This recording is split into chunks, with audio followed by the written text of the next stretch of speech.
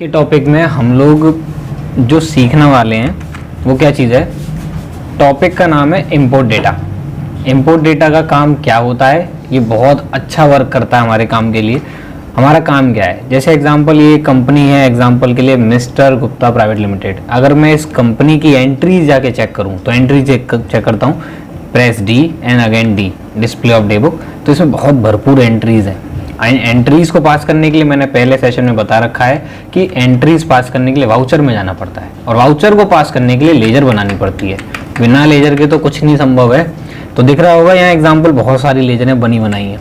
Suppose example मालिक की ये कंपनी आपको ऊपर दिखा देता हूँ जूम करके, 2020 से लेकर के 2021 की है, 1 साल की है, और वो कंपनी दूसरी बना रहा है 21 से 22 की। तो जब वो कंपनी बनाएगा तो मुझे भी पता है और आप लोगों को भी पता है कि कंपनी जब नई बनती है तो जब ALD पे जाते हैं तो बिल्कुल 2 लेजर ही बनी बनाई आती हैं। एक होती है कैश और एक होती है प्रॉफिट एंड लॉस। उसके अलावा कोई लेजर नहीं आती नई कंपनी में।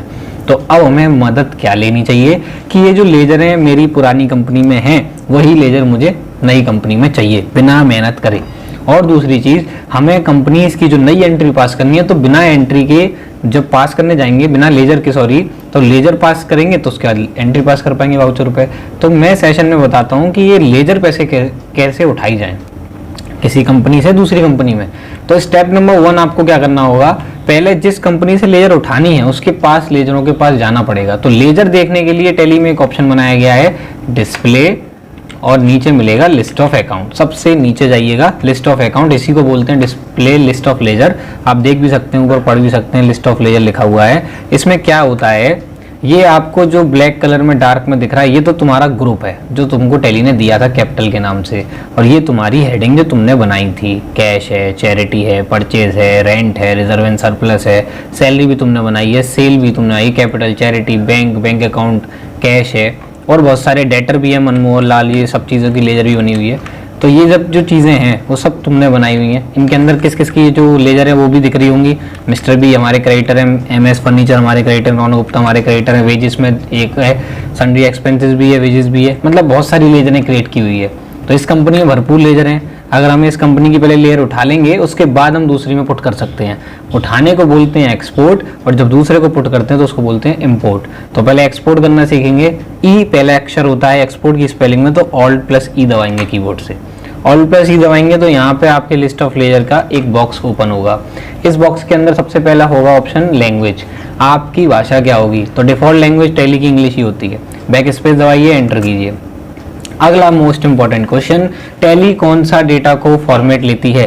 तो XML का डेटा फॉर्मेट लेती है। जैसे MS वर्ड डॉक्स लेता है, MS एक्सेल XLS लेता है, PDF फाइल लेता है। तो ये टैली कौन सा डेटा लेती है, XML, जिसको बोलते हैं डेटा इंटरचेंज।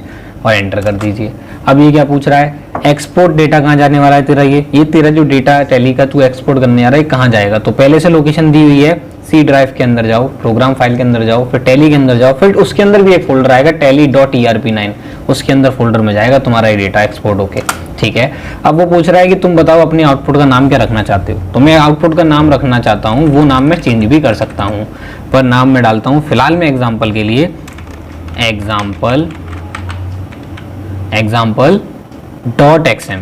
.xml क्यों लगाया जाता है, क्योंकि किसी भी फॉर्मेट को बताना पड़ता है टैली को कि किस फॉर्मेट में मुझे चाहिए। तो टैली का फॉर्मेट .xml होता है, तो मैंने बता दिया।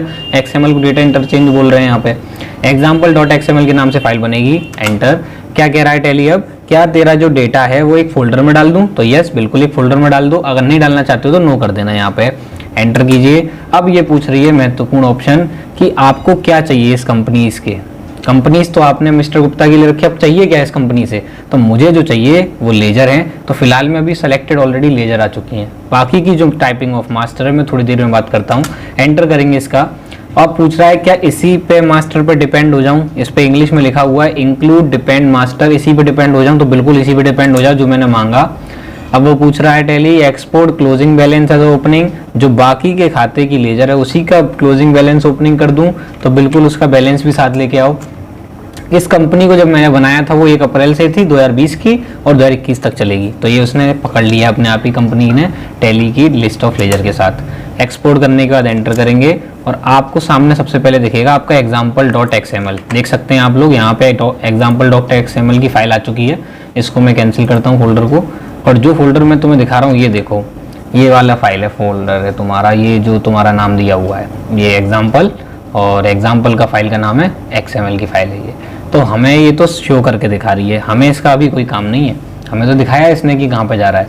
हमें अब काम कहाँ पे है, पीछे आ जाइए सबसे, और उस कंपनी को ओपन कर लो जहाँ पे अब तुम्हें एक्सपोर्ट नहीं करना है, इंपोर्ट करना है। तो इस कंपनी में तो नहीं कर सकता क्योंकि इसमें से तो एक्सपोर्ट किया गया है, तो वो कंपनी खोलूंगा कि इसमें इंपोर्ट करना है।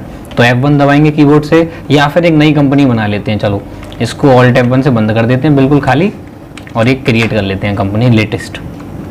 अभी डेमो रख रहा हूँ फिलहाल में कंपनी का नाम, और उसमें कुछ नहीं डाल रहा हूँ, एंटर एंटर करके फिल कर रहा हूँ, और डेमो के नाम से ये कंपनी तैयार। और इस कंपनी में अभी ALD दबाऊं तो कोई लेजर नहीं होंगी क्योंकि मेरे पे अभी नई नई कंपनी बनी है। बट अगर मैं अब जाता हूँ इंपोर्ट डेटा के पास, क्योंकि अब डेटा मुझे उठाना है, अब यहाँ पूछा जाएगा क्या उठाना चाहते हो, क्या इसके अंदर पुट करना चाहते हो, इंपोर्ट करना चाहते हो। तो पहला ऑप्शन वाउचर का नहीं है, मास्टर का है। तो मास्टर पर जाएंगे तो वो टैली पूछेगा कि तुम्हारी फाइल का नाम क्या था, और ध्यान से देखिएगा यहाँ पे वही लाइन जो बोली जा रही है, वही जो उन्होंने बोली थी, only tally XML format is supported. Tally सिर्फ एक ही डेटा को सपोर्ट करती है, फॉर्मेट को, वो भी XML का होता है, वो भी टैली का ही डेटा है, टैली ही सपोर्ट कर रही है XML डेटा को।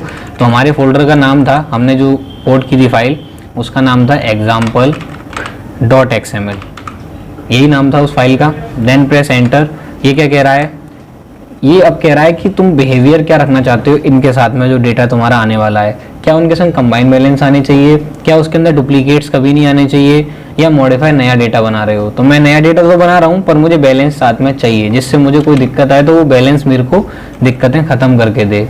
तो इग्नोर नहीं करेंगे, एंटर करेंगे, और डेटा आपका एक्सपोर्ट हो जाएगा, सॉरी इंपोर्ट हो जाएगा। उसके बाद आप ALD से चेक कर सकते हो कि इस कंपनी में वो लेजर चंद सेकंडों में आ गई जो लेजर उस कंपनी में थी, मिस्टर गुप्ता वाली में। तो इससे मालिक क्या कर सकता है या अकाउंटेंट क्या कर सकता है, अपनी मेहनत को बचा सकता है, जो हर बार उसको नई बनानी पड़ेगी।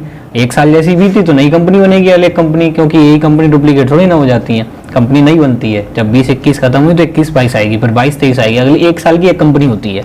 तो जब लेजर बनेंगी दोबारा से तो समय जाएगा। तो आज के टॉपिक में मैंने ये समझाया कि डेटा कैसे इंपोर्ट करते हैं। पहला ऑप्शन ये याद कर लो, डेटा कैसे इंपोर्ट करते हैं।